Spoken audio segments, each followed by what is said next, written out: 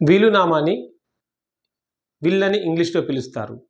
వసీయత్ అని కూడా అంటారు. అంటే ఒక ముస్లిం వ్యక్తి తన తదనంతరం తన ఆస్తి ఎవరికి చెందాలో అని రాసేదాన్ని వసీయత్ అంటారు. అయితే ఈ వసీయత్తు రిజిస్ట్రేషన్ తప్పనిసరి కాదు. ముస్లిమ్స్ ఎవరైనా కూడా వారి ఆస్తిని వసీయత్ ఇచ్చేటప్పుడు లిఖితపూర్వకంగా గానీ, తనకు నచ్చినట్లుగా గానీ ఇవ్వచ్చు.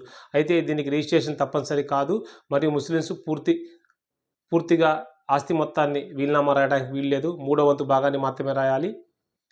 వారసులు కూడా సంతకాలు అవసరం లేదు. ఇది ముస్లిం లాలో చెప్పబడి ఉంది. తప్పనిసరిగా ఈ వసీయత్తు, వీలునామా రెండిటి గల వ్యత్యాసాన్ని మనం గమనించాం. వీలునామా అంటే విల్ అని, వసీయత్ అంటే ముస్లిమ్స్ రాసేటటువంటి ఆస్తి ఎవరికి చెందాలో తదనంతరం రాసే యొక్క ఆస్తిని వసీయత్ అని పిలుస్తారు. కాబట్టి ఈ రెండిటి గల వ్యత్యాసాన్ని మనం చూడాలి. హిందూ లాలో వేరుగా ఉంటుంది, ముస్లిం లాలో వేరుగా ఉంటుంది. వీడియోలో ముస్లిం లా గురించి, ముస్లిం చట్టాలు, ముస్లిమ్స్‌లో డైవర్స్ కానీ, ప్రాపర్టీస్ కానీ ఎటువంటి అంశాలు ఉంటాయని పూర్తిగా వివరిస్తాను. లాంగ్ వీడియో చేస్తాను. చూడండి. Thank you for watching this video.